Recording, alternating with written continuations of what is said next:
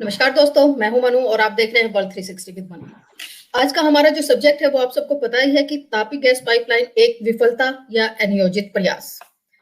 हमारे शो में आज के जो हमारे मेहमान हैं उसमें फर्स्ट हमारे मेहमान हैं Fox petroleum group of companies के चेयरमैन डॉक्टर अजय कुमार, और साथ ही वो Fox Rubicon capital partner limited Brazil और Fox capital and investment Sydney के भी चेयरमैन हैं। डॉक्टर अजय, आपका हमारे शो में बहुत बहुत स्वागत है। सो much, thank you so much.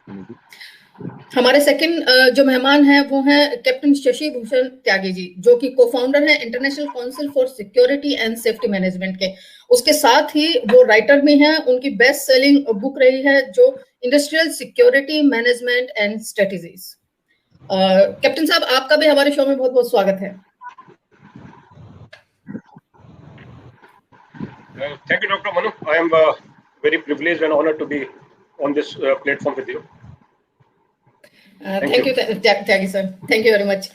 मैं अपने व्यूअर्स को प्रोग्राम की शुरुआत करने से पहले एक छोटा सा ब्रीफ जरूर देना चाहूंगी जो हमारा आज का सब्जेक्ट है कि तापी गैस पाइपलाइन एक विफलता या अनियोजित प्रयास। आतंकवाद के साये में तरक्की करने की चाहना रखने वाले देशों में अरबों डॉलर का इन्वेस्टमेंट करना कितना सही है या गलत, ये तो भविष्य के गर्भ में छिपा है। लेकिन हिंदुस्तानी सरकार के लिए अपने देश की जनता और देश हित सर्वोपरि होने चाहिए। कहीं ऐसा ना हो कि वर्तमान में की गई गलतियों को हमें भविष्य में चुकाना पड़े, जैसा कि आजादी के बाद से लेकर आज तक हम करते आए हैं। कभी कभी ये गलतियां कई सदियों तक पीछा नहीं छोड़ती हैं। क्या आपने कभी सोचा है कि जो 2 lakh metre gas pipeline TAPI gas pipeline से गुजरेगी, अगर उसमें एक विस्फोट हो जाए तो वो कितना भयानक हो सकता है? नहीं सोच सकते ना, सोचना भी नहीं चाहिए। लेकिन एक जर्नलिस्ट होने के नाते मैं यहाँ आपको जरूर बताना चाहूंगी कि वो एक विस्फोट 100 हिरोशिमा और नागासाकी बम के बराबर मारक हो सकता है। झोंकिए मत, यही सच है। आप सोचिए, ये तापी गैस पाइपलाइन परियोजना ऐसे मुल्कों के बीच से होकर गुजर रही है जहां इंसान की जिंदगी की कोई कीमत नहीं है और मौत बेहद सस्ती, जो न जाने कब किस दरवाजे से दबे पांव चली आए, ये कोई नहीं जानता। सोचिए, अगर वो अफगानिस्तान और पाकिस्तान के आतंकवादियों के हाथ लग जाए तब वो किसी भी मुल्क को या हिंदुस्तान को ब्लैकमेल करने के लिए कितना घातक कदम उठा सकते हैं। इसका अंदाजा हम सबको है तो सही, लेकिन उस पर बात कोई नहीं कर रहा है। ये सोचकर भी रोंगटे खड़े हो जाते हैं कि अगर वो ये एक विस्फोट करने में कामयाब हो जाए तब क्या हम में से कोई बच सकता है उस भयानक मंजर को देखने के लिए? क्या हम में से कोई इस तरह के भयानक मंजर को देखने की ख्वाहिश रखेगा? शायद कभी भी नहीं। मानवता के रक्षक तो ऐसा कभी भी नहीं चाहेंगे और ना ही देखना भी चाहिए। समझ नहीं आता फिर ऐसी परियोजनाओं का हिस्सा बनने के लिए सरकार को सुझाव कौन देता है? कैप्टन साहब, ये हमारा छोटा सा ब्रीफ था आज के सब्जेक्ट पर जिस पर हम बात करना चाह रहे थे। और आपका तो एक्सपर्टाइज है जो इंडस्ट्रियल सिक्योरिटी पे है, मैनेजमेंट और स्ट्रेटेजीज पे है, और इंटरनेशनली आप इस चीज को डील भी करते हैं। आपसे ये जानना चाहेंगे, actual Tapi gas pipeline project है क्या, कब स्टार्ट किया गया और इसके क्या पैरामीटर थे? मनु जी, थैंक यू वेरी मच। आपने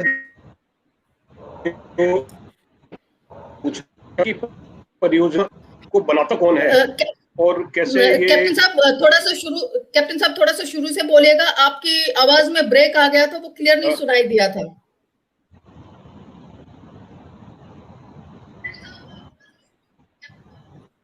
अच्छा, मैं जो बात बता रहा था वो ये कि तापी जैसी परियोजना एक अंतर्राष्ट्रीय कूटनीति का एक बड़ा विफल उदाहरण है। अक्सर कन्वेंशनली ऐसे टाइम में कहा जाता है कि अंतर्राष्ट्रीय कूटनीति बड़ी सफल हो गई और उसका उदाहरण तापी गैस परियोजना है। ऐसा नहीं है। ये एक अंतर्राष्ट्रीय कूटनीति की विफलता का उदाहरण है। विफलता क्यों? क्योंकि जिस वक्त इसका परियोजना का आधारशिला रखी गई थी उस वक्त की हालात ऐसे थे कि अमेरिका का प्रभुत्व उस वक्त भारत सरकार के ऊपर काफी था, प्रभाव काफी था।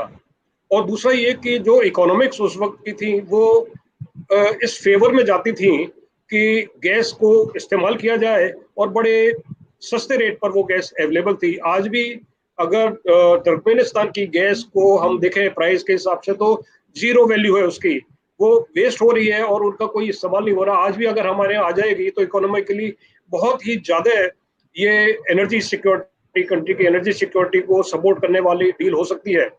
लेकिन जब ये कॉन्सेप्ट तैयार हुआ, प्रोजेक्ट की वायबिलिटी को स्टडी किया गया, तो उस वक्त जो तुर्कमेनिस्तान की अगर हम हिस्ट्री देखें तो वहां आज भी, जब से ये देश आजाद हुआ है तब से लेकर आज तक, कोई भी आतंकवादी घटना वहां नहीं हुई। ऐसी कोई घटना नहीं हुई जिससे देश में और विदेश में इस तरह की परियोजना की सुरक्षा को लेकर कोई चिंता जागृत हो सके। तो तुर्कमेनिस्तान के नजरिए से ये एक परियोजना बड़ी वायबल थी, और अगर उसके परिप्रेक्ष्य में देखा जाए तो हिंदुस्तान में भी उस वक्त भी और आज भी आतंकवादी गतिविधियों पर बड़ा नियंत्रण था। लेकिन कहाँ अंतर्राष्ट्रीय कूटनीति अपना खेल खेलती है, वो उदाहरण मिलता है कि कैसे अफगानिस्तान और पाकिस्तान के उन रास्तों से होकर ये पाइपलाइन गुजारी गई परियोजना के स्तर पर, कि जहां पर इसका कोई लाभ उस देश को तो दिखता था, लेकिन जो प्रोजेक्ट मैनेजर या प्रोजेक्ट को कंसीव करने वाले जो एक रखते हैं मन में विचार कि ये ऑप्टिमल यूटिलाइजेशन होना चाहिए, रिसोर्सेज का मिनिमम वेस्ट होना चाहिए और उसका आउटपुट ज्यादा मिलना चाहिए, तो ज्यादा डाइवर्जन ना हो, लेंथी ना हो। तो एक ये था कि एक स्ट्रेट लाइन हो जो मैक्सिमम पॉसिबल जियोलॉजिकली और टोपोलॉजिकली पॉसिबल है, लेकिन ऐसा नहीं हुआ। डॉक्टर अजय इसके बारे में ज्यादा जानते हैं, लेकिन तकनीकी नजरिया वो ज्यादा अच्छे से बेहतर तरीके से बता सकते हैं। लेकिन होमलैंड सिक्योरिटी और इंटरनेशनल सिक्योरिटी के स्टूडेंट होने के नजरिए से मैं देखता हूँ तो ये परियोजना उस वक्त भी बहुत ज्यादा वायबल नहीं थी, अट्रैक्टिव नहीं थी, और आज भी नहीं है। मैं ये तभी ये कहता था जब ये परियोजना बनी थी उस वक्त से, और आज भी जब मैं गेल में नहीं हूँ, अभी भी मैं यही मानता हूँ कि Turkmenistan is the country which has everything to gain and India is the country which has everything to lose. So this is my opening remark here, and further I can discuss on what were the constraints, but then I would like to know technical support of your question from Dr. Ajay. जी बिल्कुल doctor Ajay, आपने सुना कि जिस तरह से हमने start किया और कैप्टन साहब ने उसको एक्सप्लेन किया कि टेक्निकली उसमें क्या खामियां उस वक्त भी थी और आज भी उन पे पॉइंट आउट इरेज किया जाता है, क्वेश्चन मार्क लगा हुआ है। आप इस पर क्या कहेंगे? See, as I'll start by saying what you said earlier. It is sir, Hindi mein please. This 200,000 of LNG is if a terrorist somehow gets good access to use it, it will wound a country equivalent to the wound caused by 100 Hiroshima Nagasaki bomb. Hence, failure of this project is in the good health of India. So we can't afford this kind of blast. The blast is we have been in a practice of seeing blast in India, but this kind of blast, 100 equals to 100 Hiroshima Nagasaki bomb, is government should not plan like this.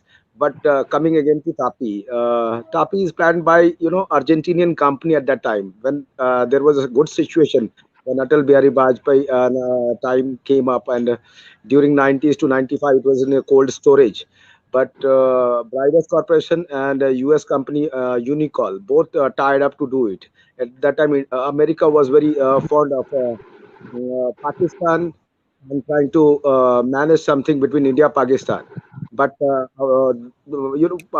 were trying to avoid Iran at that time, so that Iranian gas should not come to India. And geopolitical scenario came up at the moment. But at the same time, TAPI was planned very badly, as Captain Saab said. Nobody has gone for the security clearance of this one. Everybody was having a good, name, getting a fame that like India government was saying, we have got a good presence in Turkmenistan.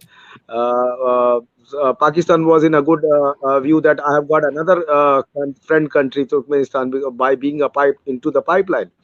But the pipeline consists of 1600 kilometers or 1700 kilometers, has got the bad reputation when it enters to Heral Gasfield. Heral to Kandahar and Kandahar to Khyber Pakhtunkhwa and Pakhtunkhwa to Fazilka. It's one of the worst terrain for any gas company. Somebody is going to put the money on it. It is going to be very devastating for the money itself. The wastage of money by putting these all in a line. but the governments are doing it. So who can blame them? And the problem was, like Captain Saab said, security clearance should be paramount consideration on this kind of projects. So somebody avoided it. Somebody avoided it just for a political namesake. जी doctor साहब, मैं अपना अगला सवाल उससे पहले kindly I request you, अगर आपको प्रॉब्लम ना हो तो हिंदी में कीजिएगा, क्योंकि हमारा व्यूअर्स हिंदी में आप मिक्स कर लीजिए, उनको थोड़ा सा ये है कि हम इजी वे में समझाना चाहते हैं कि बोल सकता हूँ। ये ऐसा था कि अगर कैप्टन साहब ने जैसे बताया कि ये उस टाइम में ही प्लान 90s में प्लान किया था, 95 में थोड़ा सा इसे और ज्यादा प्रोत्साहन दिया गया, मिला भी, लोगों का सपोर्ट मिला। इसमें काफी में पहले ब्राइडर्स कॉर्पोरेशन था, यूनिकॉल अमेरिकन कंपनी थी, ये सब मिलकर काम करना चाहते थे इस पे। और ये 1735 किलोमीटर लॉन्ग पाइपलाइन है, लेकिन इसका सिक्योरिटी कंसर्न बहुत ज्यादा हाई था। It should have been taken by the military units. Military से बात करनी चाहिए थी इसमें, ये पेट्रोलियम मंत्रालय का ही काम नहीं था। इसमें डिफेंस से बात करनी बहुत जरूरी थी और इंटेलिजेंस एजेंसी से बात करनी चाहिए थी कि क्या टेरेन है वहां पर, कैसे आएगा गैस पाइपलाइन। 1735 किलोमीटर का गैस पाइपलाइन आएगा और अगर 2 लाख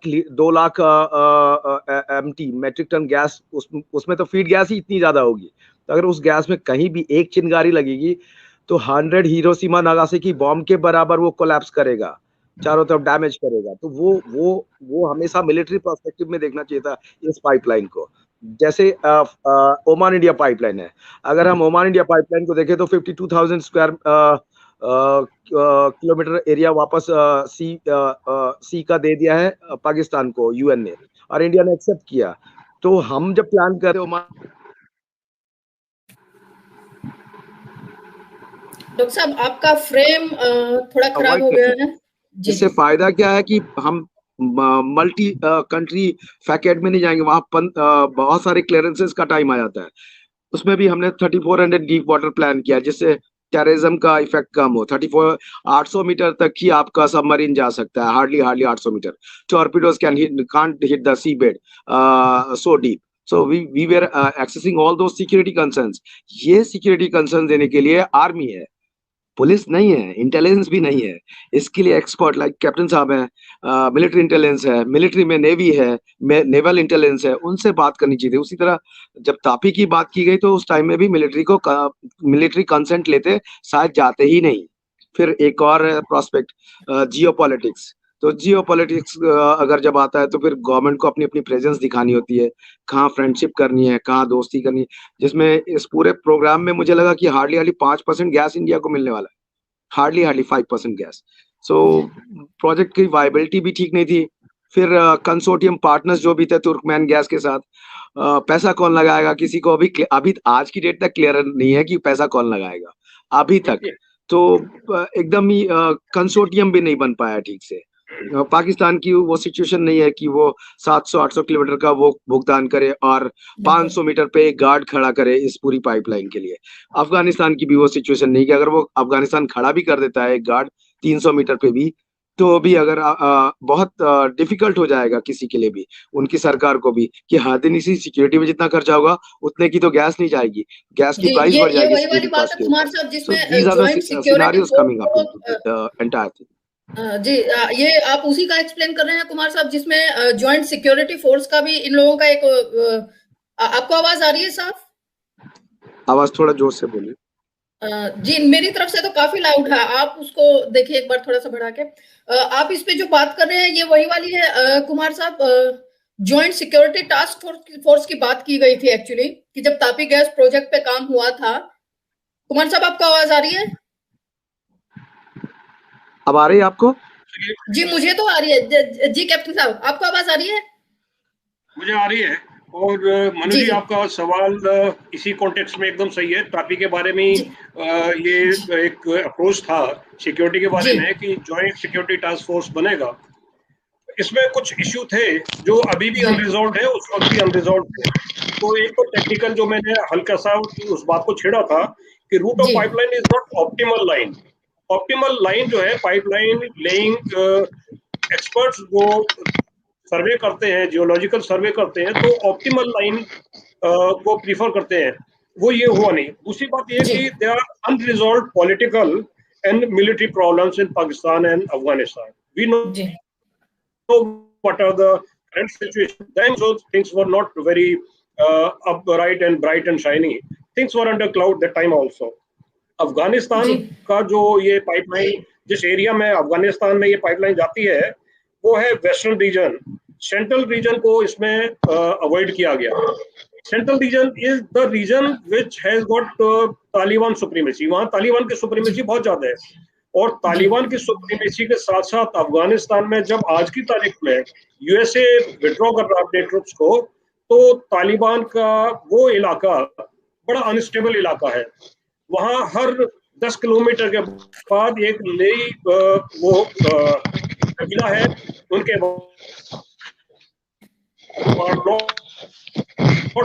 अलग है, उनके जगह तो instability, military unresolved issues with the present USA का विड्रॉल ऑफ ट्रूप्स, ये सारी सिचुएशन ऐसी हैं कि उसमें वॉरलॉर्ड्स का बड़े टेम्परामेंटल है। किस किस के साथ आप एंगेज करेंगे? एक इंटरनेशनल डिप्लोमेसी में ये होता है कि you engage through different levels. There is no state and they are non state operators also. तो हम जो पाकिस्तान के रेफरेंस में कहते हैं, बड़ा फेमसली उन्होंने कहा था कि ये नॉन स्टेट एक्टर्स है। तो अफगानिस्तान में भी नॉन स्टेट एक्टर्स है और पाकिस्तान में भी है, तो उनको हैंडल करना एक गवर्नमेंट के लेवल पर बड़ा मुश्किल है। अमेरिका का एक जो है बिग डैडी अप्रोच जो अमेरिका का था, आज नहीं है। आज अमेरिका के साथ इंडिया की इक्वेशन अलग है।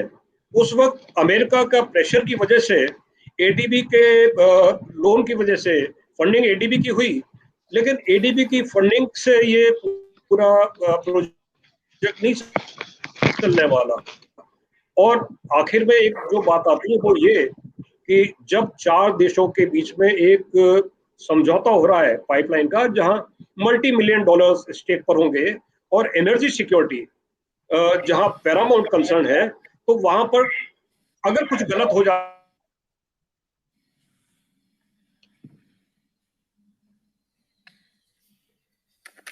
कैप्टन साहब आपकी आवाज नहीं आ रही, आपका फ्रेम भी रुक गया। जैसे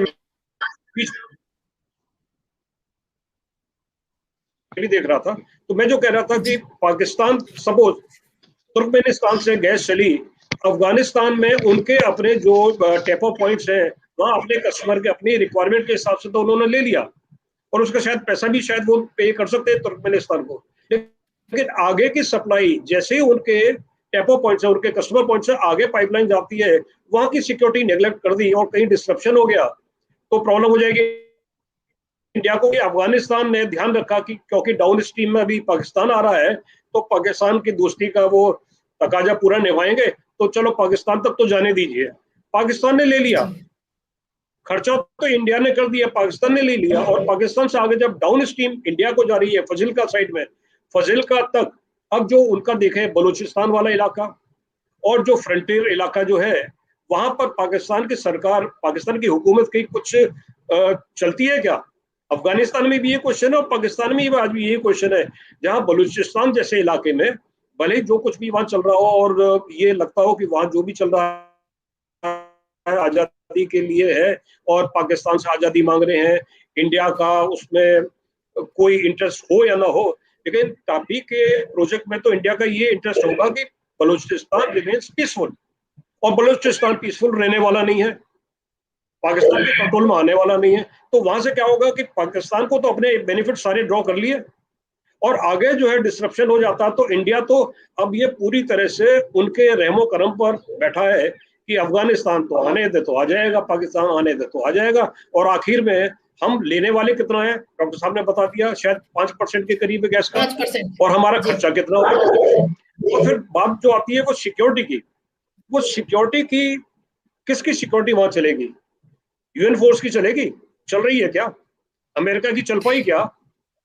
तो अब ये कि एक प्राइवेट एंटिटी एक जॉइंट सिक्योरिटी टास्क फोर्स बना दे और उसके बाद हम ये उम्मीद करें कि ये सब कुछ सही हो जाएगा, our security concerns are totally addressed and we are very assured. No, ये तो एकदम बड़ी गलतफहमी है, और ऐसी गलतफहमी के चलते हुए इस तरह का प्रोजेक्ट करना वायबल नहीं है। और डॉक्टर साहब ने सही बताया, डॉक्टर अजय ने सही बताया, रेफरेंस जो दिया India Iran Oman India pipeline, ये कंपैरेटिवली बेटर वायबल ऑप्शन है और इसमें एनर्जी सिक्योरिटी और जहां इकोनॉमी की भी बात करें, इकोनॉमी में भी ये फेवरेबल है। हालांकि इकोनॉमिक्स के नजरिए से देखें तो TAPI would have been very cheap, but that is non-viable because political, geopolitical and security reasons. But Iran-Oman pipeline today again faces bit of clouds. वो इसलिए कि अभी जो अमेरिका की डिप्लोमेसी है और हेगेमनी है उस एरिया में, ईरान को जो प्रेशर में रखना चाह रहा है और ईरान प्रेशर में नहीं आना चाह रहा, तो उसके वजह से ईरान ओमान इंडिया पाइपलाइन भी बड़े चैलेंज वाले रास्ते से गुजर रही है। तो ये है कि टेक्निकली और रिलेटिव वैल्यू में अगर हम देखें तो बेटर ऑप्शन IOI पाइपलाइन है।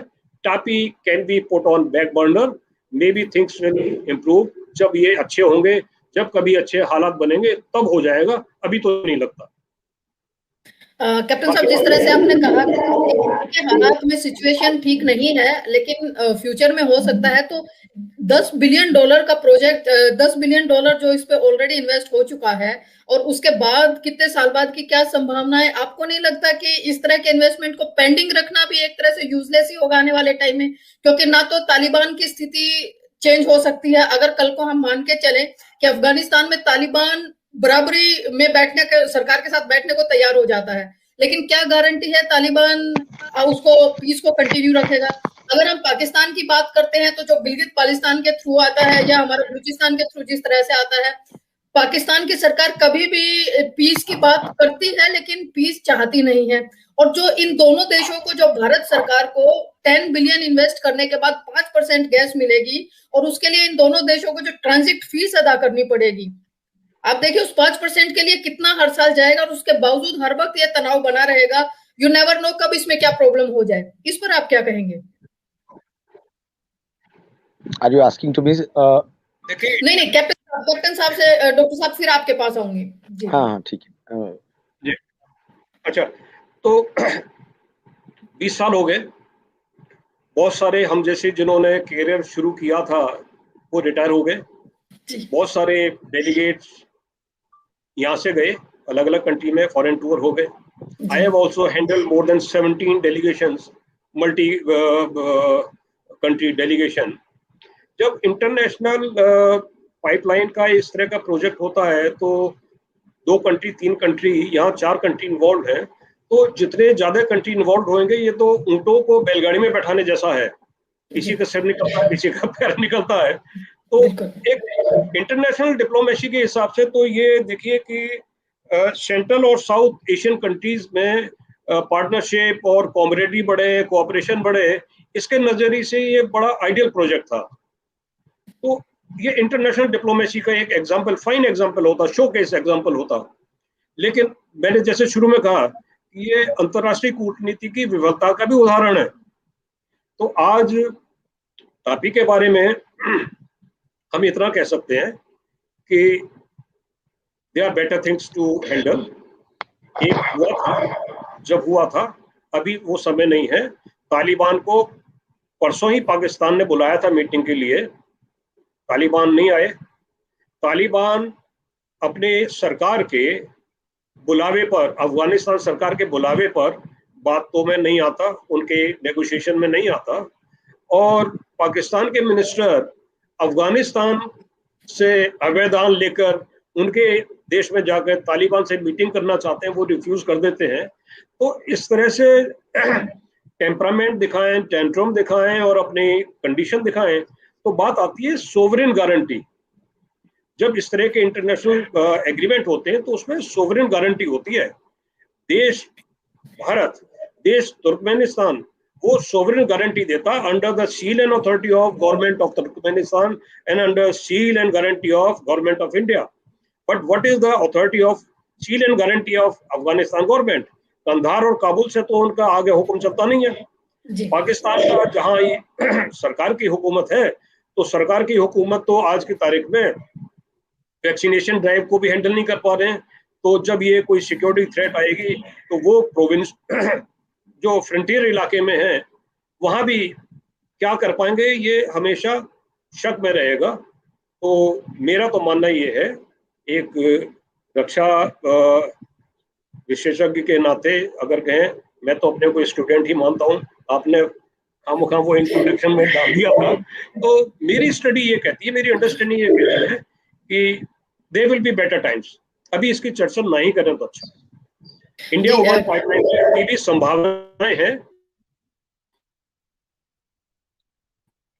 इसको देखें। जी कैप्टन साहब, जी जी डॉक्टर अजय आपकी तरफ आती हूँ। जिस तरह से उन्होंने तालिबान और पाकिस्तान की मीटिंग्स का डिस्क्राइब किया कि वो हाँ करते हैं नहीं करते, सिचुएशन कैसी, आपको पता होगा कि 26 अप्रैल को उनकी टर्की में भी एक मीटिंग होनी थी, जो 10 दिन का उनका पीस प्रोसेस पे आगे बातचीत होनी थी, वो भी उन लोगों ने कैंसिल कर दी है।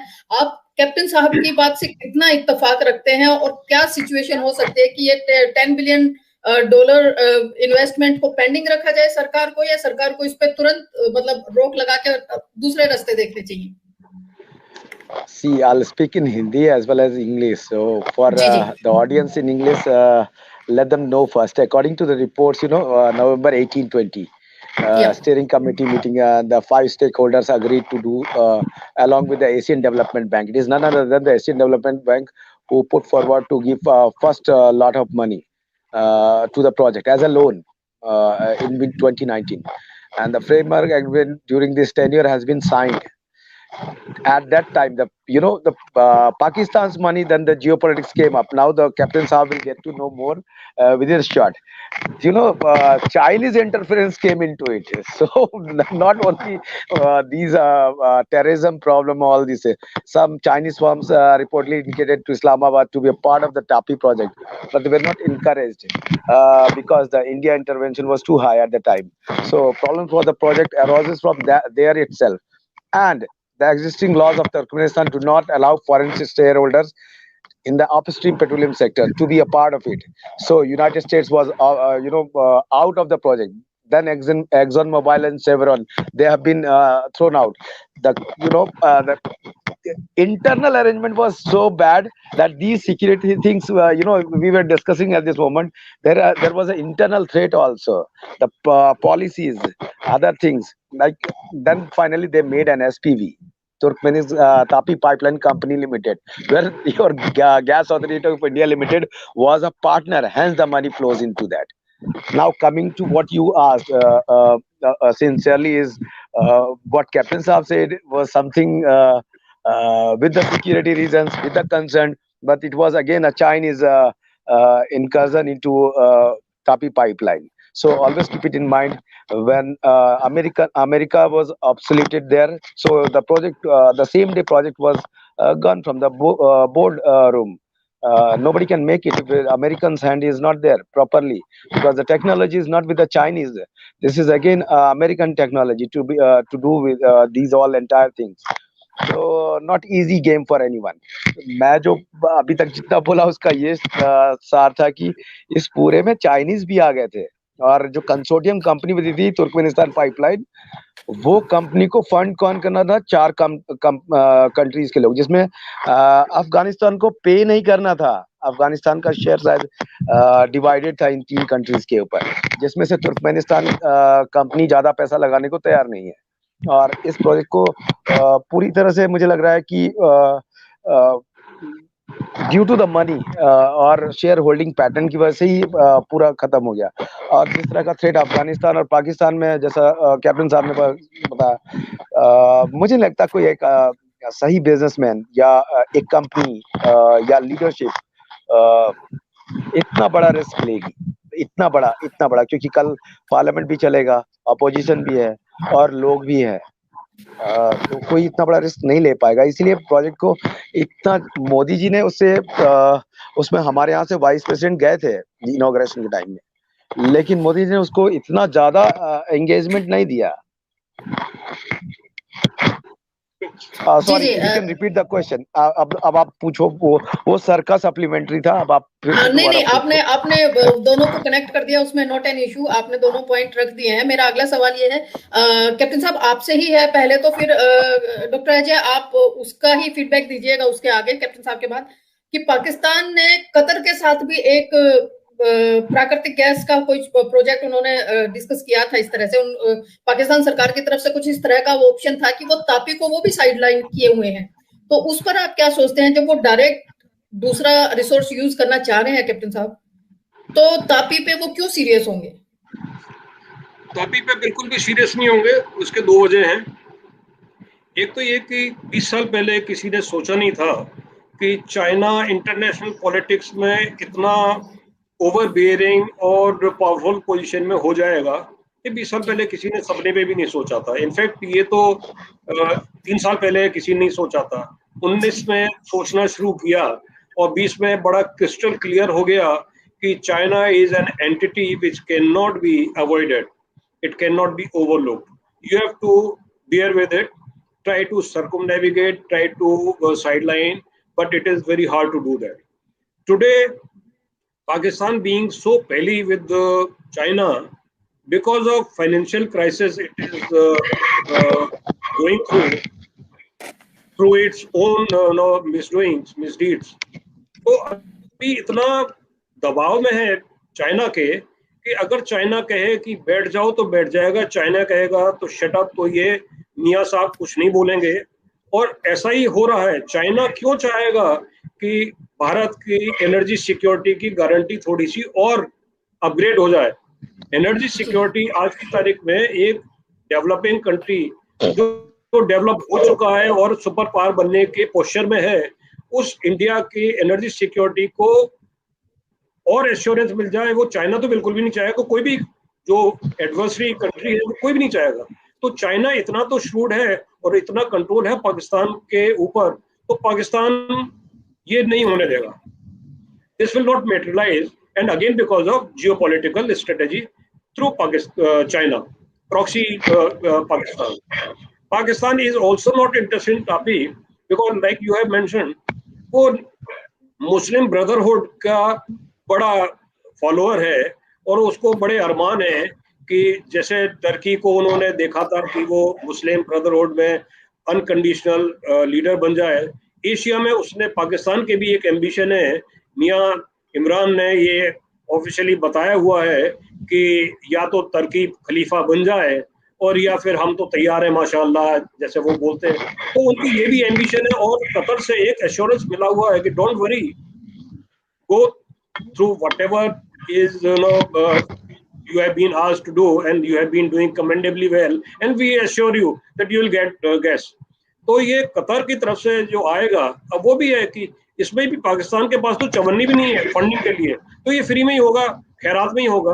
तो इनका तो जकात में सारा काम चल रहा है, चाहे चाइना की तरफ से हो। चाइना ने तो जो भी उनकी स्ट्रेटेजी है, जो भी वो पैसा लगाते हैं उसमें वो गारंट कोलेट्रल रखते हैं। कोलेट्रल क्या, ग्वादर हमने देख लिया, पूरे वर्ल्ड ने देख लिया। तो कोलेट्रल ये होगा कि कुछ टाइम के बाद पूरा पाकिस्तान तो वो गिरवी पे रखे बैठे होंगे।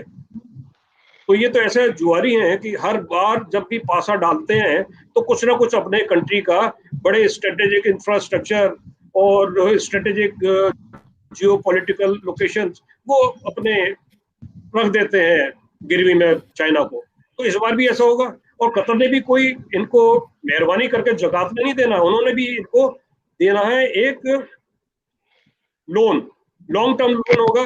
कंडीशन रीपे की इतनी मुश्किल होगी कि इनसे सदियों तक पेमेंट नहीं होगा, इंटरेस्ट तो ये दे ही नहीं पाएंगे, कैपिटल की तो बात भूल जाइए। तो ये सारा कुछ होगा। It is entrapment of Pakistan, it is in उनका अपना ही खोदे हुए इतने गहरे गड्ढे हैं, ये उसमें गिर चुके, बाहर निकलने की संभावना नहीं है। तो कतर का जो है वो देखिए कि पाकिस्तान को मिलेगा और अल्टीमेटली जब ये डील फाइनल हो जाएगी, कुछ बातें बाहर निकल कर आएंगी, तो हम और आप शायद बहुत ज्यादा अचरज में नहीं होंगे, क्योंकि ऐसी ही शर्तें होंगी और पाकिस्तान दिवालिया हो चुका है, रोग नेशन ये हो जाएगा।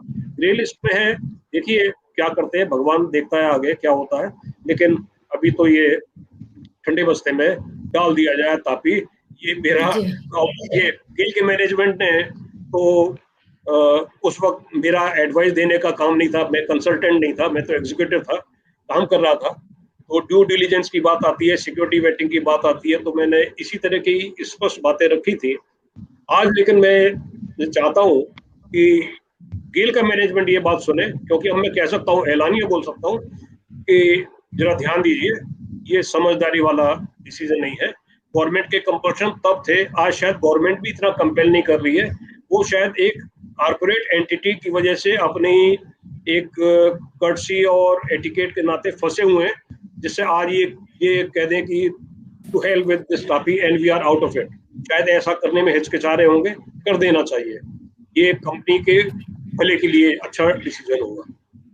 बिल्कुल सही कहा आपने कैप्टन साहब। सबसे बड़ी बात तो यह है कि अब हम आपको कह भी नहीं सकते कि जब तापी पे काम हो रहा था आप उसका हिस्सा थे, तो इसलिए हम उस पर तो नहीं कुछ कह सकते हैं। लेकिन हाँ, $10 बिलियन के इन्वेस्टमेंट के ऊपर कर्टसी किस बात की, जब आप इंटरनेशनल रिलेशन में आते हैं। मैंने उस वक्त भी मनु जी, मैंने सिक्योरिटी वेटिंग में दो ही फ्रेज थे एक सेंटेंस के, दो ही फ्रेज थे एक सेंटेंस के, जो मैंने पहले बोल दिया है।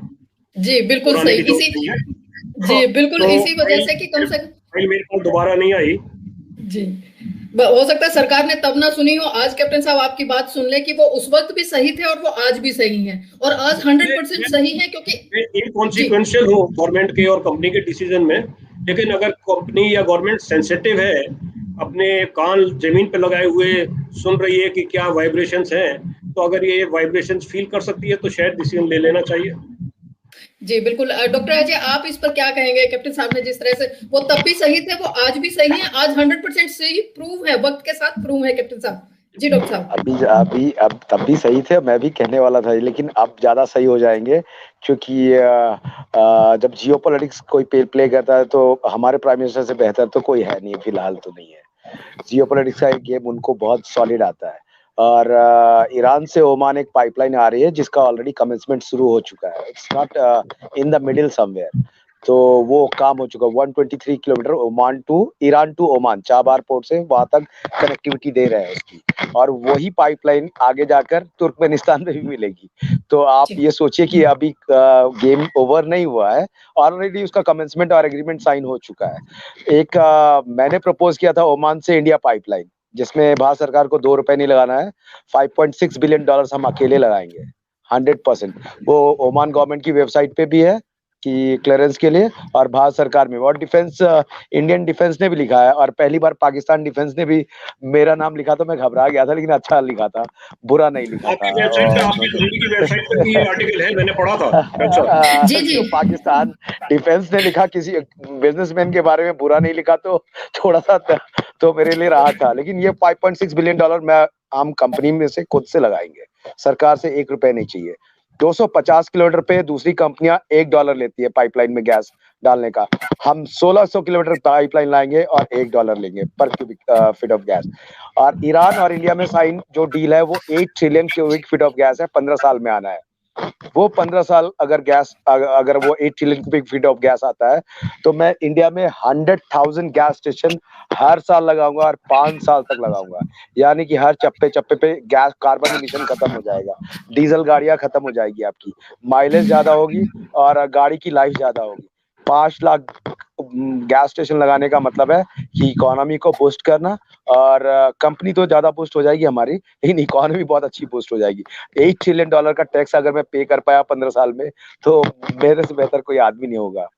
वो मेरी सोच है, और इसी सोच के साथ मैं सरकार के पास भी गया था, ओमान भी गया था, पेट्रोलियम मिनिस्टर रुवाई सर से मिला। He said in a one go, what else you need from me? If you are investing the entire money, I don't have any problem. Talk to the government of India. तब मैंने prime minister से को letter लिखा था। फिर प्रधान जो petroleum minister उनसे ही मिला था, उनको भी मेरी जो से प्रॉब्लम नहीं थी। बस अब थोड़ा सा और आगे का जो भी उनको प्रॉब्लम है, वो अपनी PSUs को लेकर है। वो फाइलों का इधर उधर होना बहुत अच्छा नहीं है। मैं तो नहीं मानता कि अगर फाइलों को लेकर इतना लंबा खींचेंगे तो हम, मेरे हिसाब से 1 लाख गैस स्टेशन में 8 लाख नौकरियां मिलेंगी, 8 दूना 16 लाख, क्योंकि 12 घंटे ज्यादा नौकरी नहीं करा सकते एज पर द लॉ, 8 घंटे ज्यादा नहीं करा सकते। तो इसका मतलब हम बहुत बड़ी नौकरी को भी वो कराने की कोशिश कर रहे थे। पैसा अर्न करना है तो मेरे पास और भी जगह है, ब्राजील है, अमेरिका है, मॉस्को में काम है, अस्त्राखान में काम है हमारे पास, सिडनी में काम है, दूसरी कंपनीज खरीदते हैं हम, तो पैसा तो आ जाएगा। लेकिन कंट्री से प्यार करते हैं तो थोड़ा बहुत कंट्री में ही भी काम करना चाहिए। तो माय फीलिंग वाज कि अगर ये गैस पाइपलाइन आता है तो टैक्स लेवल पे भी बहुत बड़ा मैं कंट्रीब्यूट कर पाऊंगा, जॉब फ्रंट पे भी ज्यादा बड़ा कंट्रीब्यूट कर पाऊंगा, और जो हमारे लोग जो सिक्योरिटी फोर्सेस जो चले आते हैं 14 साल बाद चले आते हैं, I can use them properly for another length of job in a civil life. ये इकोनॉमी में भी बढ़िया रहेगा। जो भी रिटायर होके आते हैं वो हमारे काम आते हैं इस पूरे काम में। 5 लाख गैस स्टेशन को सिक्योरिटी भी चाहिए, स्टाफ सिर्फ फिलिंग स्टेशन में फिल नहीं करेगा, सिक्योरिटी भी चाहिए। तो वो उनको हमारा प्लान था कि उनको इस्तेमाल करते, चाहे वो बीएसएफ से हो, मिलिट्री से हो, किसी से भी हो, उनको दोबारा एक चांस देना। और जो जैसे कुछ बच्चे नहीं पढ़ पाए, कोई इकोनॉमिक क्राइसिस में नहीं पढ़ पाए, so give one job to one guy. और वो पेट्रोल पंप पे क्या करता है, पेट्रोल भरता है और पैसे लेता है, नंबर सिस्टम उसे आता है, पेट्रोल भरता है, गैस भरेगा और पैसे लेगा। सो इससे ट्रकों की लाइफ भी बड़ी हो जाएगी, कार्बन इमिशन कम हो जाएगा। और जो जिन यूथ के पास जिस भी वजह से वो पढ़ नहीं पाए हो, अगली जनरेशन तो ऐसी नहीं होगी कि वो नहीं पढ़ पाएंगे।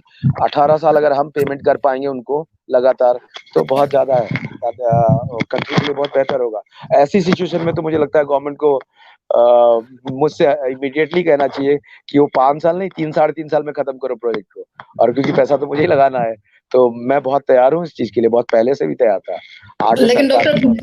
लेकिन डॉक्टर कुमार, इतने एफर्ट्स करने के बावजूद भी जब आप सरकार के साथ बात कर रहे हैं, इकोनॉमी पे बात कर रहे हैं, रोजगार पे बात कर रहे हैं, युवाओं के लिए, हमारे रिटायर्ड पीपल के लिए रोजगार की बात कर रहे हैं, उसके बावजूद भी अगर सरकार आप जैसे लोगों के भी अगर प्रोजेक्ट्स पर ध्यान नहीं देती है, तो फिर अगेन हम तापी पे ही अगर कनेक्ट होते हैं, तो फिर तापी से क्या फुलफिल हो रहा है? इतना इन्वेस्टमेंट के बावजूद भी किसको क्या दे पाई हमारी सरकारें?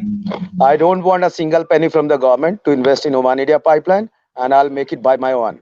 And the technology is there. I'll complete it in 4 years time, before time, at least 6 months before time. And I'll give the job to the entire country. At least जो हमारे लोग हैं, I know who is my people. Those who has been deprived from the educations, we can give them the job. At least they will light another part of the life. So this is my thing.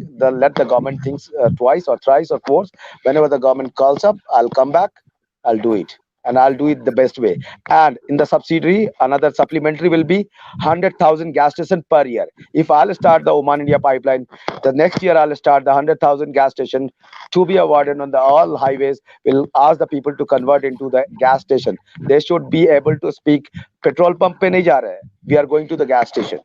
So there will be a new habit to say gas station. So by these gases, the mileage will be different. Efficiency will be different, carbon emission will be reduced. So a lot of things is there. If the government sees it, is good. Not sees, I'm waiting. I'll wait. I'm an Indian blue passport holder. I'll wait like Captain साहब. हम business में भी हैं, हमें soldier तो नहीं कह सकते हैं, लेकिन मैं कैप्टन साहब से थोड़ा सा कम भले प्यार करता हूँ इंडिया को, लेकिन करता तो जरूर। कैप्टन साहब, आपने डॉक्टर अजय का प्रोजेक्ट जिस तरह से सुना, आप कैसे सोचते हैं कि सरकार को इस तरह के प्रोजेक्ट पे, नॉट ओनली हम डॉक्टर अजय से कंसर्न करें, कोई भी बिजनेसमैन जो इस तरह के प्रोजेक्ट लेके आता है, जो देश की इकोनॉमी को सपोर्ट करे, जो हमारा यूथ जो आजकल रोजगार के लिए परेशान होता है उसको सपोर्ट करे, तो सरकार को इन पे किस तरह से कार्रवाई करनी चाहिए एज कम्पेयर टू उन्हें तापी जैसे प्रोजेक्ट पे जाने की बजाय? पहली बात तो मैं डॉक्टर साहब से थोड़ा सा एक छोटा सा रेस्पॉन्स दे देता हूँ। आपने बातें कह के आखिर में जो सेंटेंस बोला इमोशनल कर दिया। फौजी देश को बहुत ज्यादा प्यार करता है ऐसा नहीं है। हर भारत का नागरिक जिसका सही दिशा में यानी कि उल्टी दिशा में दिल धड़कता है, तो वो देश के लिए प्यार करता होगा, और शायद उसका देशभक्ति का जज्बा एक सैनिक के बराबर तो होगा ही होगा, शायद बहुत होगा, उनसे ज्यादा भी होगा। अलग अलग तरीके से देशभक्ति के जाहिर करने के तरीके हैं।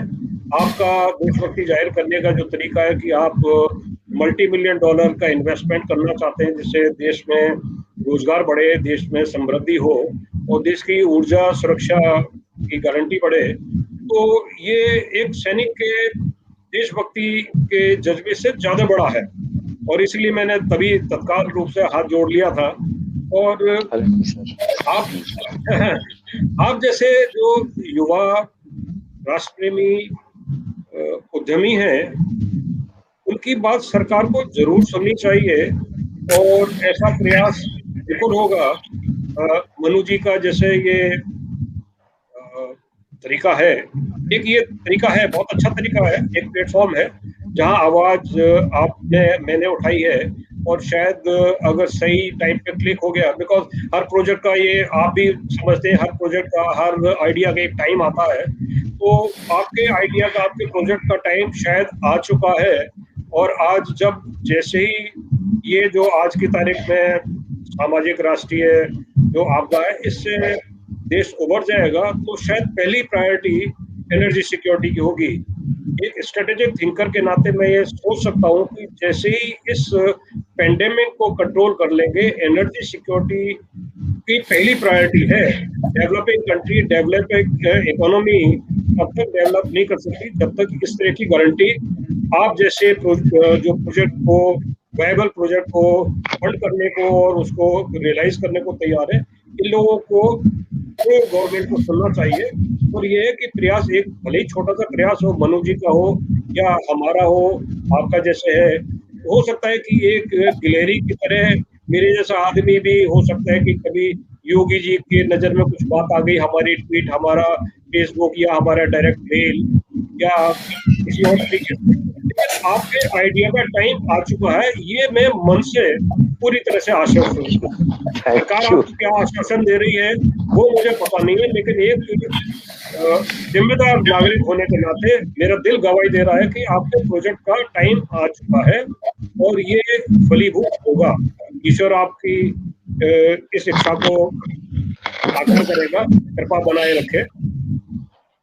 जी डॉक्टर अजय, आपकी तरफ मेरा एक और सवाल है कि क्योंकि आप इस इंडस्ट्री से हैं, आपको अच्छे से पता होगा, जो हमारा तापी प्रोजेक्ट है, जो हम तुर्कमेनिस्तान से, ईरान से जो गैस पाइपलाइन आनी है, गैस का सबसे बड़ा भंडार ये तो नहीं है पूरी दुनिया में, तो उस पर हम जरूर जानना चाहेंगे कि आप हमारे व्यूअर्स को बताएं कि एक्चुअल सबसे ज्यादा गैस, नेचुरल गैस किधर है और कहाँ।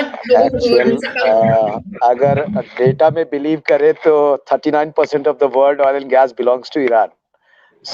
कभी भी ईरान के साथ दुश्मनी जिसकी भी है, अगर अमेरिका के पास अपना गैस फील्ड है तो वो दुश्मनी कर सकता है। कैपिटल इंटेंसिव बिजनेस है, वो कैपिटल लगाता है, उसको अफोर्ड करता है। बट इंडिया जैसी कंट्री, चाइना जैसी कंट्री ईरान से दुश्मनी अफोर्ड नहीं करती।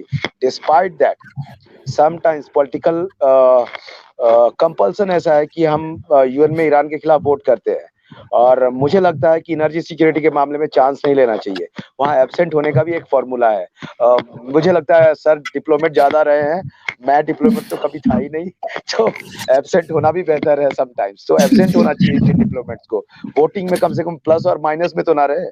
तो ईरान के साथ और ईरान को भी न्यूक्लियर प्रोलिफरेशन छोड़ने पर हर ईरानियन जो नागरिक है वो कम से कम $1.5 लाख का उसको बेनिफिट दे सकता है। $1.5 लाख पर ईयर और 40 साल बिना कुछ किए। तो इतना गैस, ऑयल एंड गैस उसके पास है। अमेरिका के पास जो गैस फील्ड है वो एक्सप्लोरेशन के लिए अब कॉस्ट इफेक्टिव नहीं है। अगर वो करेगा तो उसे फ्री में देना पड़ेगा। जैसे इंडिया को अगर फ्री में गैस दे भी दिया अमेरिका ने, तो व्हीलिंग चार्जेस बोलते हैं, जो शिप में लोड होगा, लोड होने के लिए भी क्रायोजेनिक टैंकर्स चाहिए। जैसे आज ऑक्सीजन के लिए दौड़ रहे हैं, वो क्रायोजेनिक टैंकर में लोडिंग के चार्जेस अलग है। और जब 250 नॉटिकल माइल्स 50 सेंट्स का कॉस्ट आता है मिनिमम, तो इंडिया तक पहुंचते पहुंचते वो $8 का हो जाएगा। तो फ्री का भी अमेरिका देगा तो हमें कॉस्टली पड़ेगा। लेकिन अगर ईरान का फ्री देगा तो हमें, अगर हमारा पाइपलाइन आ गया, ओमान इंडिया पाइपलाइन, फ्री तो नहीं, हमें डॉलर लेकर भी देगा तो भी हमारे को बहुत सस्ता पड़ेगा। तो ईरान से हमें पैसा देकर लेने में भी फायदा है, कॉस्ट गैस की नहीं पड़ेगी। लेकिन अमेरिका अगर फ्री भी देगा तो आप ये सोचो 250 नॉटिकल माइल्स के लिए 50 सेंट्स खर्च करने पड़ेंगे। लोडिंग एंड अनलोडिंग चार्जेस $4 की पड़ेगी। ये याद रखने वाली बात है। जो एलएनजी के बारे में जानते हैं, नेचुरल गैस के बारे में जानते हैं, वो बताएंगे क्रायोजेनिक टैंकर में -162 डिग्री सेल्सियस पे उसको स्टोर करके लाते हैं, फिर उसको लिक्विफाई करते हैं, फिर अनलोड करते हैं, डिस्चार्ज करते हैं। तो ये कॉस्टली अफेयर है। लेकिन अगर ईरान से होता तो हम बहुत फास्ट लाते, कतर से हम ला ही रहे। तो ये पूरी चीजों में ईरान को आप इग्नोर नहीं कर सकते। और अगर जो कोई कोशिश कर भी रहा है डिप्लोमेसी में, तो थोड़ी डिप्लोमेसी, ज्यादा तो नहीं आता। ब्रदर मेरे आईपीएस है, और एक और ब्रदर आईपीएस है, और एक और है, 3 आईपीएस है। तो उन लोग के साथ थोड़ी बात हो जाती है कभी कभार, तो थोड़ा बहुत पता चल जाता है कि हो क्या रहा है, होना क्या चाहिए। because one of my brother who is the 4th rank UPSC, Vinod Kumar, so वो ज्यादा बताते हैं, कभी कभार डिस्कस होते हैं कि डिप्लोमेसी में ये गलत होता है, ये है, तो थोड़ा तो सरकार को सोचना पड़ेगा कि ईरान को अवॉइड करना, उसी सेम टाइम में बैलेंस करना सऊदी अरबिया को, क्योंकि आरामको ने अभी आपको थ्रेटन किया, आपने जब कहा, पेट्रोलियम प्रधान ने कहा कि आप गैस प्राइस, क्रूड ऑयल की प्राइस को कम कर दो, तो उन्होंने कहा आप अपने यहाँ टैक्स कम कर लीजिए, आप अपने यहाँ टैक्स कम कर लीजिए, आप हमको क्रूड ऑयल प्राइस मत कम कराइए। लेकिन भारत सरकार की अपनी कंपल्सन है, इस पैंडेमिक में अगर वो 52 रुपए टैक्स नहीं लेगी पर लीटर ऑयल पे, तो इतनी बड़ी आर्मी, इतना सिक्योरिटी पेरिफेरल और इतना सब कुछ कैसे चलाएगी? तो कभी कभार हम जैसे लोग इस चीजों पे चुप रहते हैं, क्योंकि अभी ये टाइम क्रिटिसिज्म का नहीं है, सपोर्ट का है। गवर्नमेंट को इस टाइम में क्रिटिसाइज नहीं कर सकते। पैंडेमिक के टाइम में 52 रुपए ले रहा, this is very bad situation. But इतनी बड़ी आर्मी को खिलाना है, इतना बड़ा कंट्री है, इतना मोबिलाइजेशन है, सडनली पैंडेमिक और अगर एक्सटेंड किया तो हमारी रेटिंग गिरने का डर होगा, इकोनॉमी गिरने का डर होगा, तो बहुत कुछ है स्टेक पर। तो जो प्राइम मिनिस्टर आज कर रहे हैं वो ठीक है, लेकिन उनको फिर भी ईरान के साथ थोड़ा, मुझे लगता है अपना 101 रिलेशन जैसे उन्होंने रखा है, सऊदी के साथ भी रखा है, इजराइल के साथ भी रखा है, ईरान के साथ भी 101 रखना चाहिए। कैप्टन साहब, आपकी तरफ आऊंगी। डॉक्टर अजय ने जिस तरह से कहा, लेकिन उसमें मैं एक चीज और एड ऑन करना चाहूंगी। डॉक्टर अजय ने एक्सप्लेन किया कि अगर अमेरिका हमें फ्री में भी दे, दुनिया के किसी भी मुल्क को अमेरिका कभी भी कोई चीज फ्री में नहीं देता है, जहां जरूरत होती है, तो भारत के साथ तो वो कभी भी नहीं देगा। आप डॉक्टर अजय के और इस टेक पर क्या कहना चाहेंगे? एक तो मैं वो सवाल का जवाब दे दूं जो सबसे पहले आपने डॉक्टर अजय से पूछा था।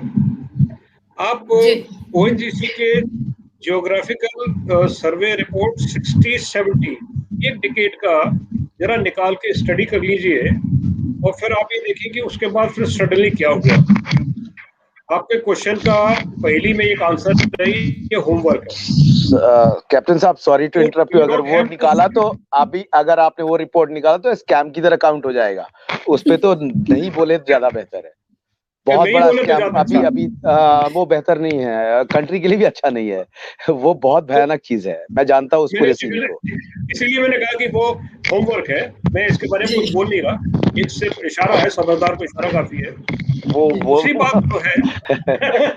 देखिए डॉक्टर साहब को मालूम है कि मेरा इशारा क्या है, इसलिए let's not discuss it further, move ahead. Doctor साहब, आप अभी कहाँ से ये ज्वाइन कर रहे हैं? इंडिया से ही है ना? मैं न्यू दिल्ली से अपने घर के छत पे से बात कर रहा हूँ। तो मैं ग्रेटर नोएडा से हूँ, नॉट वेरी फार।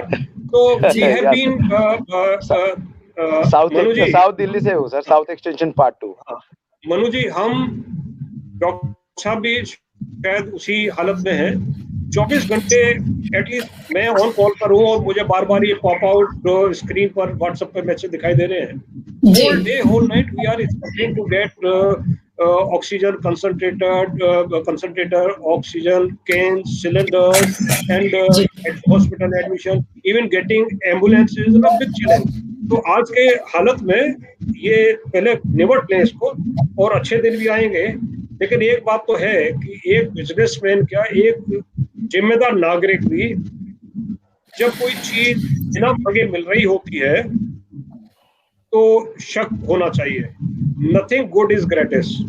भीख में मिलने वाला, फ्री में मिलने वाला कोई भी चीज या तो काम की नहीं है, या फिर उसमें कुछ शर्तें लगी हुई हैं, कुछ धागे बंधे हुए हैं, स्ट्रिंग्स हैं, और हमें इसके नजरिए से अमेरिका का देखना चाहिए कि इंडिया के साथ अमेरिका की एक जो ग्लेड आइज है, ये ऐसे ही नहीं है। मैंने एक 2014 में एक आर्टिकल लिखा था, उसमें 2 बातें लिखी थी, वो आज जो है लोग बार बार उस आर्टिकल को रेफर कर रहे हैं। मैंने कहा था कि civil war is inevitable in India.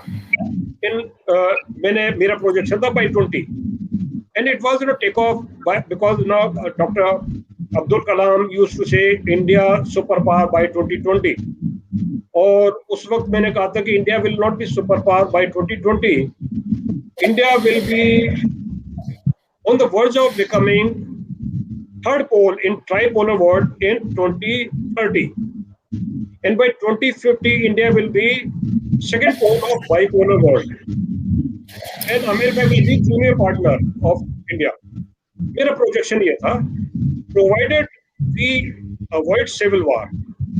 Civil wars would be, उसमें प्रोजेक्शन में वो भी मतलब एक अलग हमने फोरम में डिस्कस किया था, वहाँ डॉक्टर विक्रम सिंह थे, ex DG UP police, you might have heard his name, GD Bakshi, और वो उसको करा रहे थे। मैं सबसे छोटा था उम्र में और आर्मी और पुलिस में आया, इसकी मैं जूनियर भी था, तो उन्होंने कहा कि डोंट स्केयर द पीपल।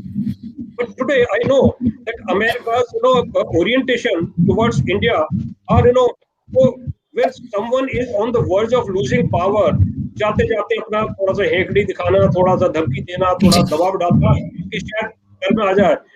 पता है अमेरिका को भी है कि इंडिया जो है अब उनके प्रेशर में तो आने वाला नहीं है, तो क्या इंड्यूसमेंट क्या होंगे, लालच क्या होगा, और क्या उनको देखें India in good humor.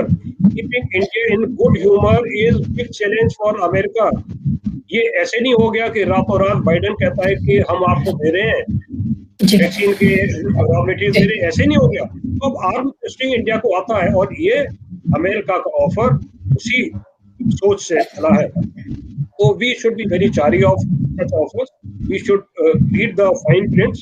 जो fine prints बॉटम लाइन में है तो वो जरूर हमें पढ़ने चाहिए, और अगर लगता है फेस वैल्यू ठीक है, बुद्धिमान आदमी ये कहता है कि संकट के समय में जो भी मिल जाए उसका पूरा फायदा उठाया जाए। India must capitalise on this offer but also remain very very careful, because सबसे बड़ा अगर बिजनेसमैन है वर्ल्ड में तो अमेरिका है। अमेरिका ने हर ट्रेजेडी में, हर त्रासदी में अपना फायदा उठाया है, चाहे किसी भी तरह की वार हो या एपिडेमिक हो, किसी भी जियो पॉलिटिकल जहाँ क्लैशेस हुए, सबसे बड़ा गेनर तो इवन इराक को बर्बाद कर दिया और इराक से पैसा भी ले रहा है कि तुम्हें बर्बाद करने का जो हमारा खर्चा होगा वो पैसा दो। ऐसी है, तो सुना है, इसको कहते हैं कि इंगड़ा मारे और रोने भी ना दे। इराक को बर्बाद कर दिया कि वेपन ऑफ मास डिस्ट्रक्शन है वो कहीं मिले नहीं, पूरा बर्बाद करने के बाद वो बर्बादी की जो कॉस्ट है वो भी अमेरिका इराक से वसूल कर रहा है, वो फ्री में तो कुछ भी नहीं कर रहा, तो थोड़ा सा केयरफुल रहना पड़ेगा। डॉक्टर अजय, आप कैप्टन साहब की बात को आगे बढ़ाते हुए कुछ कहना चाहेंगे?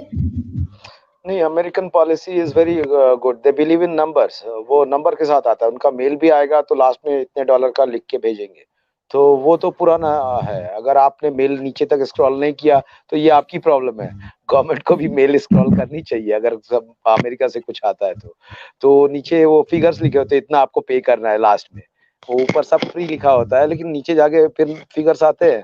तो जब गैस का भी जिस तरह से आप देख रहे हो, अगर अमेरिका की कंपनीज को तापी पाइपलाइन में कुछ नहीं मिला तो अमेरिका ने तापी बनने भी नहीं दिया, कहीं होने नहीं दिया। वो जहां उनको नहीं मिलती सहूलियत वो वहां काम नहीं करने देते, उनके लिए बहुत डिफरेंट काइंड ऑफ सिनारियो। अगर हम हैं तो है, लेकिन एक और चीज है, टेक्नोलॉजी वाइज सबसे ज्यादा स्ट्रांग है। आप चाहे आप सर तो है ही, चाहे चाइना कितना भी डैंग फंग बना ले, कुछ भी बना ले, लेकिन स्ट्राइक पावर तो फिर अमेरिका की ही अच्छी है, एक्यूरेसी तो उसी की अच्छी है। उसी तरह गैस में भी एक्यूरेसी उसकी है, लेकिन फ्रीबीज में गैस देगा तो आप ये सोचो लोडिंग चार्ज अनलोडिंग ये मिला के ही हम बर्बाद हो चुके होंगे। तो ये भारत सरकार में कौन डिसाइड करता है मुझे नहीं पता, और मुझे लगता है ब्यूरोक्रेसी में थोड़ी बहुत तो उस जगह पे एक पिन पॉइंटेड वो ना बता देना चाहिए मिनिस्टर को कि सर हम गलत कर रहे हैं। मिनिस्टर तो वो वहां से नहीं आता ना, एक्सपर्ट नहीं आता, और ना उसने कभी तेल बेचा होता है, तो जो नीचे लोग आते हैं उनको बताना चाहिए सर हम गलत कर रहे हैं, ये नहीं बोलते हैं यहाँ पर। ये बहुत बड़ी ड्रॉबैक है। आर्मी में कम से कम ये है कि नीचे वाला जाके साहब को बोल देता है साहब ये कॉन्फ्लिक्ट सही नहीं है, लेकिन यहाँ पर क्या है, नहीं बोलते हैं। नहीं बोलने की वजह से इस टाइप की डील्स, तापी, ये सब डील्स जो हो रही हैं, अमेरिका फ्री में गैस दे रहा है। आप सोचो जिस गैस की कीमत लोडिंग करते टाइम में ही $2 हो जाएगी, और वहां चलेगा तो 250 नॉटिकल माइल ट्रेवल करेगा, हर 250 में 50 इंश्योरेंस अलग है, क्योंकि गैस लेके आ रहा है एलएनजी, तो बिना इंश्योरेंस के नहीं ला सकता। तो इतनी सारी चीजों के लिए अगर चल रहा है पूरा, तो आप सोचो फ्री का कुछ भी नहीं दे रहा है, वो आपको दे रहा है, उसके बदले में डिप्लोमेसी में पता नहीं क्या क्या लेगा। वो अपने यहाँ से तो गैस निकाल दिया, लेकिन आपके दूसरी जगह आपको क्या बोलते हैं डिप्लोमेसी में से क्लब बनाना, वो क्लब्स बनाकर आपको दूसरी जगह लगाएगा, किसके साथ जहां उनका क्लब मैनेज होता है वो वहां आपको फोर्स करेगा, हर चीज में बैटिंग कराएगा आपसे, हर जगह प्रॉक्सी गेम खेलने के लिए मजबूर करेगा। तो ये ऑयल एंड गैस तो always has been a tool for geopolitics, ऐसा नहीं है, is not a new thing. LNG is a new tool to play in geopolitics. अब वो उसको गैस इसलिए देगा क्योंकि इसको गिराना है, उसके दूसरे को शिपिंग रूट चेंज कर देगा, कॉस्टली अफेयर पड़ जाएगा। तो ये सब अभी तो बहुत ज्यादा फिल्में भी बनने लग गई हैं पाइपलाइन के ऊपर, जेम्स बॉन्ड ने भी बनाई है। तो पाइपलाइन एक नया सब्जेक्ट है, व्हीलिंग ऑफ द गैस, जो कि ये ऐसे नॉर्मल पाइप्स में ट्रेवल नहीं कर सकता। तो बहुत डिफरेंट काइंड ऑफ सिनारियो है, और गवर्नमेंट को हमेशा इन चीजों के लिए ना मिलिट्री एडवाइस जरूर लेनी चाहिए। मेरे आखिरी 2 सवाल हैं डॉक्टर साहब। कैप्टन साहब, आपकी तरफ मैं आऊंगी। तापी पे हमने डिस्कस किया, उसके साथ साथ अभी हमको पता है कि अल्ताई गैस पाइपलाइन पर काम चल रहा है जो रशिया और चाइना के साथ। तो अगर हम अब चाइना के साथ, जाहिर सी बात है, अगर ये अल्ताई गैस पाइपलाइन डेवलप होता है, इनका प्रोजेक्ट आगे चलता है, और अगर भारत सरकार ये सोचती है कि चाइना से हमें ज्यादा सस्ती मिल सकती है, तो इस तरह के प्रोजेक्ट्स में भी भारत सरकार को किस तरह का अपना नैरेटिव सेट रखना चाहिए? नैरेटिव सेट करने की बात तो चली रही है। अमेरिका के साथ जो दोस्ती चलती थी पाकिस्तान की, और भारत की जो रशिया के साथ दोस्ती चलती थी, वो कई दशक से चल रही है। अब थोड़ा सा पावर इक्वेशन में चेंज हुआ, और रशिया जो चाइना को भले ही कम्युनिस्ट कंट्री के हिसाब से एक आइडियोलॉजिकली अलाइड कंट्री के हिसाब से देखता हो, बट चाइना और Russia cooperation was not very pronounced, it was not very well known also. जितने भी स्ट्रेटेजिक सेक्टर में उनके कोऑपरेशन थे, वो डेवलप अभी होने शुरू हुए हैं। 5 साल में मैं देख रहा हूँ, क्योंकि उससे पहले तो जो हुआ है वो सिर्फ यूएन के लेवल पर जो कंपल्शन है, WTO के जो कंपल्शन है, उसके हिसाब से जो ट्रेड वगैरह उन पे चल रहे थे, वो बड़े मिनिमल लेवल पर चल रहे थे। अब ये जो रशिया का और चाइना का एक दूसरे के गले में बांह डाल के अंतर्राष्ट्रीय गलियारे में घूमना है, वो बड़ा नेचुरल नहीं है। और इसलिए मेरे जैसा आदमी तो इसको शक की नजर से देखता है। ये प्रोजेक्ट अल्ताई वाला जो जिसका आपने रेफर किया, ये साइन तो हो गया, जो इनिशियल जो है रस्म उल्फत, तो वो फर्ज तो अदा कर दिए, साइन हो गया। अब ये ग्राउंड पर कब मेटलाइज होना है और उसकी क्या कीमत रशिया वसूलेगा और क्या कीमत चाइना वसूलेगा, ये देखने की बात है। क्योंकि इन दोनों के तरफ ऐसा नहीं है कि चाइना को हाल फिलहाल में बहुत ज्यादा गैस की रिक्वायरमेंट है, बहुत ज्यादा रिक्वायरमेंट नहीं है। चाइना के अपने जो रिसोर्सेज हैं, जो वेल नोन रिसोर्सेज हैं, वो अपने आप में सेल्फ सफिशिएंसी प्रोवाइड करते हैं चाइना को। रशिया से जो गैस इनको ऑगमेंट करेगी, वो है एम्बिशियस प्लान है, उसको ध्यान में रखकर आज से 5 साल के बाद चाइना का क्या आकार और प्रकार होना है, उसको ध्यान में रखकर है। 10 साल के आगे उनका जो प्लानिंग है, उसको ध्यान में रखकर है कि हमारी एनर्जी रिक्वायरमेंट किस तरह से बढ़ेगी। और ये नेचुरल ग्रोथ के प्रोजेक्शन के हिसाब से नेचुरल नहीं है, ये अननेचुरल है। अच्छा, इसको अपने नजरिए से देखेंगे, लेकिन मैं ये देखता हूँ कि आज की एनर्जी रिक्वायरमेंट चाइना की मीट आउट हो रही है, सेल्फ सफिशिएंट है। तो रशिया से मंगा के इस गैस का उसने करना क्या है? डिटेल बहुत ज्यादा है, आपके पास नहीं है, मैंने भी ओपन सोर्स में देखा था, बहुत ज्यादा डिटेल नहीं है कि कहाँ कस्टमर है, कहाँ है नेट होगा और कहाँ इनके टैप ऑफ होंगे, कौन कौन सी इंडस्ट्री को ये सर्व करेगी, चाइना में, मेनलैंड में या कहीं और जगह भी ये डाइवर्ट होगी, ये पता नहीं है। लेकिन चाइना आज से करीब 10 साल आगे की इंफ्रास्ट्रक्चर क्रिएट कर चुका है जो हमको और आपको पता नहीं है। जैसी गैस आ जाएगी और वो उनको क्या डाइवर्जन देगा और कहाँ कहाँ वो गैस पहुंचेगी हमें पता नहीं है। तो हम जो देख रहे हैं वो ग्राउंड पर ये देख रहे हैं कि रशिया ने कहा कि पॉइंट ए से हम गैस को आप देंगे तो चाइना में पॉइंट बी पर ये डिलीवर हो जाएगी। वहां पर उसने क्या इंफ्रास्ट्रक्चर पहले से है और आगे कहाँ डिस्ट्रीब्यूट होनी है ये पता नहीं है। बड़ा डबियस गेम है। लेकिन आज रशिया जब पाकिस्तान के साथ वॉर गेम्स कर सकता है, मिलिट्री एक्सरसाइज कर सकता है, ओवरलुकिंग एंड अवॉइडिंग इंडिया, तो आप ये देखें कि इंटरनेशनल पॉलिटिक्स के डायनेमिक्स चेंज हो रहे हैं। तो रशिया जो ट्रेडिशनल पार्टनर होता था इंडिया के साथ, अब इंडिया के साथ वॉर एक्सरसाइज नहीं होती है, पाकिस्तान के साथ होती है। अभी इनके थ्रेट जो होते हैं इंडिया के साथ नहीं होते। India is no more their preferred business partner, China is business partner. तो it is money game and power game and probably with like I said, my projection, India will be superpower and America will be junior partner. Maybe Russia will be junior partner with China because after Putin, nothing. There is big question mark. And in China, there communist parties, जो बड़े-बड़े नेता हैं, आजन्म president बने हुए Deng Xiaoping और Jinping, तो पता कुछ नहीं। तो आगे यहाँ तो स्टेबिलिटी है, लेकिन रशिया में पुतिन के आगे कोई पता नहीं है। आज की तारीख में मैं ये समझता हूँ कि चाइना के साथ जूनियर पार्टनर रशिया होगा, क्योंकि आइडियोलॉजिकल कम्युनिस्ट आइडियोलॉजी के हिसाब से नेचुरल पार्टनर, नेचुरल अलाई होने चाहिए आइडियोलॉजिकली। स्ट्रेटेजिक अलाई अब ये बदले, जैसे अमेरिका जो है, after a few years we will probably in our own life we will see that ये होने वाला सुपर पावर इंडिया बन जाएगा और चाइना सपोर्ट करेगा। तो मेरे हिसाब से वो शायद है। जी डॉक्टर कुमार, आप कुछ कहेंगे अल्ताई प्रोजेक्ट पर और डॉक्टर साहब की बात पर? रशिया मेरे को मैं दूसरी एंगल से बात करूंगा। जब आप चाइनीज की बात करते तो 10 साल पुराना, 10 साल एडवांस सोचने का नहीं है। वो अपनी एक उनकी स्ट्रेटेजी है, उनकी कॉस्ट ऑफ लिविंग कम होनी चाहिए।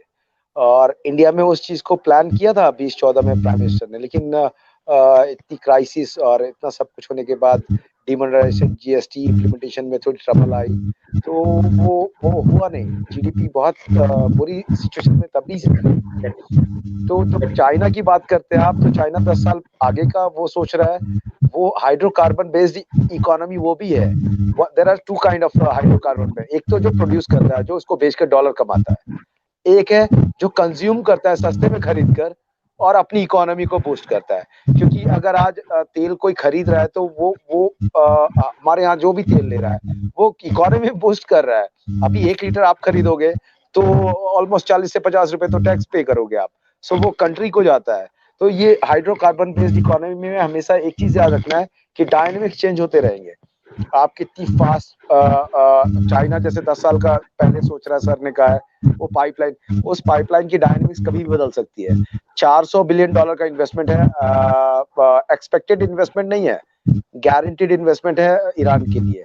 जिस गैस की मैं बात कर रहा था उसी गैस के लिए। तो क्या चाइना को इतने गैस की जरूरत है? नहीं, वो एक्सपोर्ट भी करना चाहता है, कॉस्ट ऑफ लिविंग कम करना चाहता है। और अगर तेल के और गैस के प्राइसेस कम होंगे तो cost of living her country में कम होगा। हर कंट्री में, कोई भी नहीं कह सकता, बायर को भी और सेलर को भी, दोनों कंट्रीज के लिए।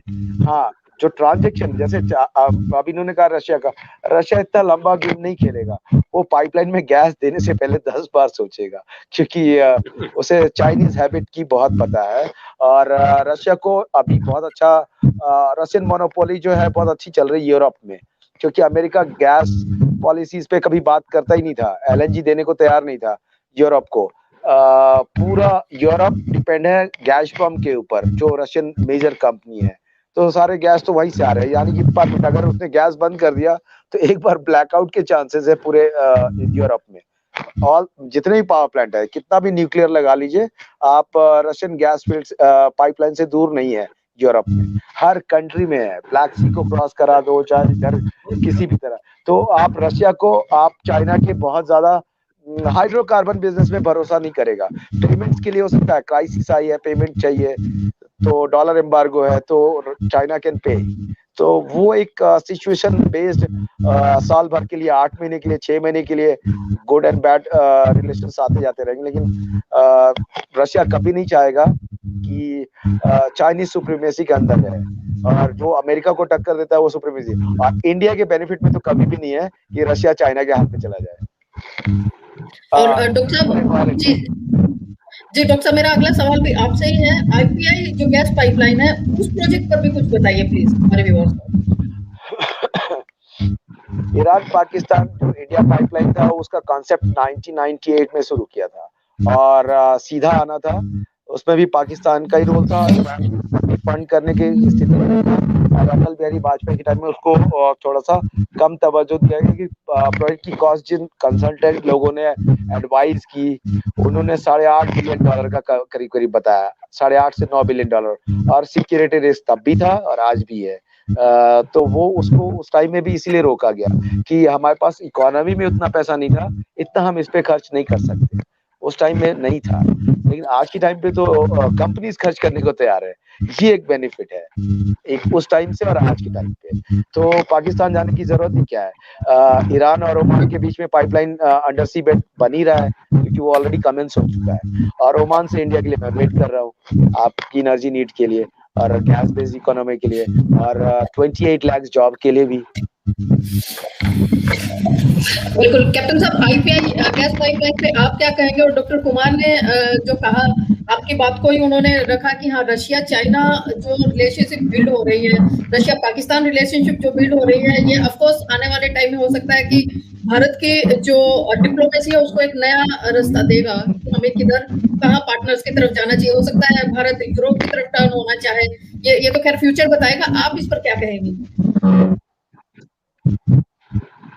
मैं इसके बारे में तो ज्यादा कुछ नहीं बोलूंगा, मैं सिर्फ सीधा ये कह सकता हूँ कि जो अजय कुमार जी ने बोला डिटो, मैं पूरी तरह सहमत हूँ, क्योंकि इसके अलावा और कोई कमेंट करने के बाद कोई बड़ी बुद्धिमानी वाली बात मैं नहीं कह सकता इसके अलावा। Thank you so much.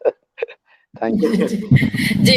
अब अपने प्रोग्राम का समअप करते हैं हम यहाँ पर, लेकिन उससे समअप से पहले मैं अपने दोनों गेस्ट से क्लोजिंग रिमार्क जरूर लेना चाहूंगी तापी गैस पाइपलाइन पर, जो एक असफल प्रयास या अनियोजित प्रयास जिस सब्जेक्ट पर हमने बात की थी। कैप्टन साहब, आपसे ही सबसे पहले क्लोजिंग रिमार्क्स लूंगी मैं अपने इस सब्जेक्ट पर। इनफैक्ट मेरा क्लोजिंग रिमार्क, मेरा ओपनिंग रिमार्क है, Tapi gas pipeline must be put in backbencher, or better it could be folded and put in envelope and forgotten in top shelves somewhere in archives. India has got everything to lose, nothing to gain.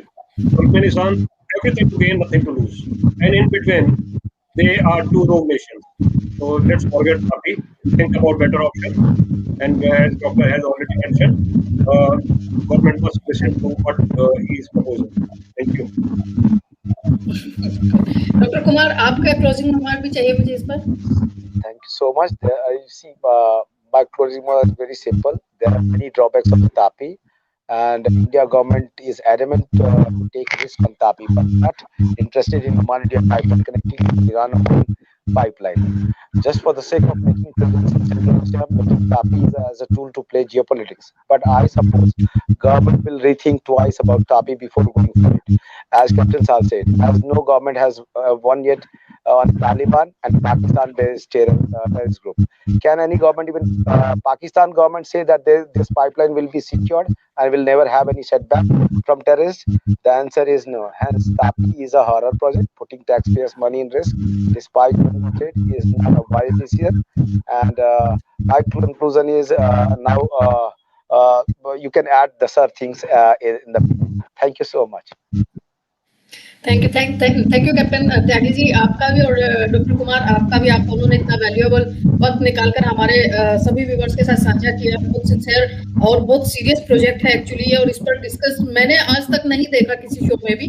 और ये हकीकत है कि मुझे लगता है कि हमारे व्यूअर्स भी अवेयर नहीं है कि व्हाट इज द तापी। वो तो घर में जब गैस पहुंच जाए तो वो ये भी नहीं पूछते कि किस ट्रेडमार्क का है, जो हमारे इंडिया में फेमस होती हैं। तो ये बहुत बड़ा एक इंटरनेशनली एक तरह का बात था, जिसमें भारत सरकार को एज सुन एज पॉसिबल इस प्रोजेक्ट को, वैसे तो ये ऑलरेडी डिपावन प्रोजेक्ट ही है, बट फिर भी गाहे बगाए हो सकता है कोई हो जिनको इनसे बेनिफिट लेना हो, इन चीजों से वो आगे करते रहते हो। तो उस पर आप दोनों को बहुत वैल्यूएबल अपने रिमार्क दिए, कमेंट किए और अपनी फीडबैक दी कि किस तरह का ये प्रोजेक्ट है, ये सरकार के फेवर में है या नहीं है। और मुझे लगता है हमारे व्यूअर्स को काफी कुछ जानकारी मिली होगी। इसके लिए बहुत बहुत शुक्रिया कैप्टन साहब, और बहुत बहुत शुक्रिया doctor Ajay. Thank you sir, thank you captain साहब, thank you. Very meaningful discussion, let's connect for different subject maybe. I look forward to further discussion. Doctor साहब, thank you very much. Thank you sir, thank you. In touch. Thank you.